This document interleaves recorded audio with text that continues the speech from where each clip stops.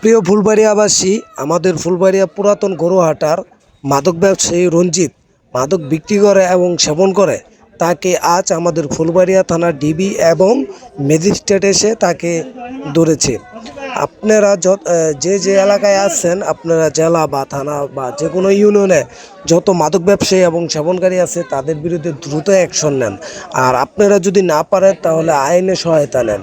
এরকম মাদক কারবারি যদি প্রতিটা ইউনিয়নে বা প্রতিটা গ্রামে থাকে, আমাদের যুব সমাজ নষ্ট হবে এবং ধ্বংস হবে। তাই আমরা যুব সমাজকে রক্ষা করার জন্য আমাদের মাদকের বিরুদ্ধে অ্যাকশন গ্রহণ করতে হবে আর পুলিশকে সাহায্য করতে হবে কোথায় মাদক বিক্রি এবং সেবন হচ্ছে। ঠিক আছে।